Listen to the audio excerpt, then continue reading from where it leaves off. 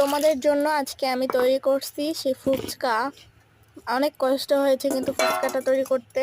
প্রথমে আটার খামিটাকে ভালো করে মেখে নিছি,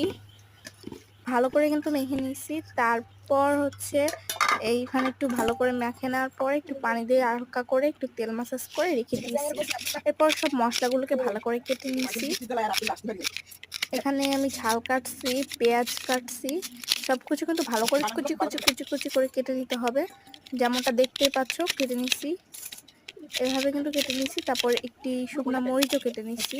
আর হ্যাঁ, অনেকে কিন্তু নেক্সট পার্টের জন্য উত্তেজনা হয়ে যাবে। যারা যারা নেক্সট পার্ট দেখতে চাও তারা কিন্তু লাইক সাবস্ক্রাইব করবা, আর পাশে থাকা বেল আইকনটি ক্লিক করবা। আর যদি অতিরিক্ত উত্তেজনা হয় তাহলে আমার আইডিতে ঢুকে দেখে আসতে পারো। এরপর একটি শুকনো ঝাল নিয়েছি, কারণ আমরা বাসায় বেশি ঝাল খাই, তবে মোটামুটি খাই, এই জন্য একটি শুকনো ঝাল নিচ্ছি।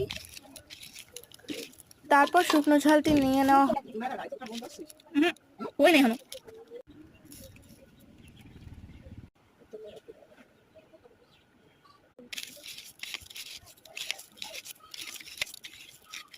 এর মধ্যে কিন্তু একটু লবণ আর একটু চিনিও মিক্স।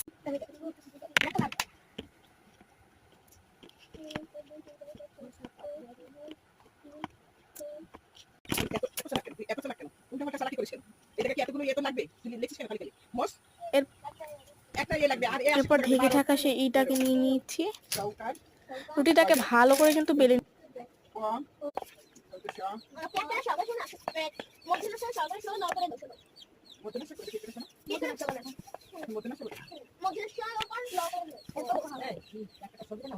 এরপর দেখো একটু ইটি উল্টাপাল্টা হয়ে গেছে, তাও ভালো করে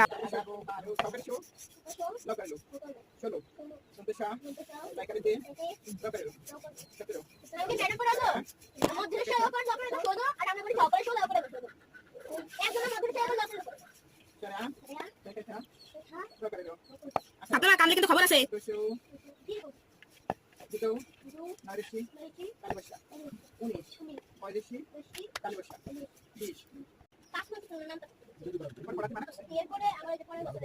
এরপর দেখো এত সুন্দর করে ছাপ দিয়ে দিয়েছি।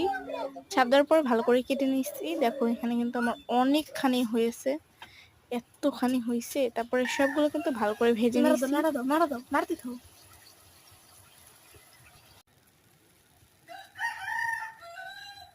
দেখো কত সুন্দর হয়েছে, অবশ্যই ভেলপুরি হয়ে গেছে। তারপরে দেখো সব জিনিসপত্রগুলো নিচ্ছি, তারপর আলুর খোসা ছাড়াইছি, তারপর সবগুলোকে কিন্তু এখন মেখে নিব।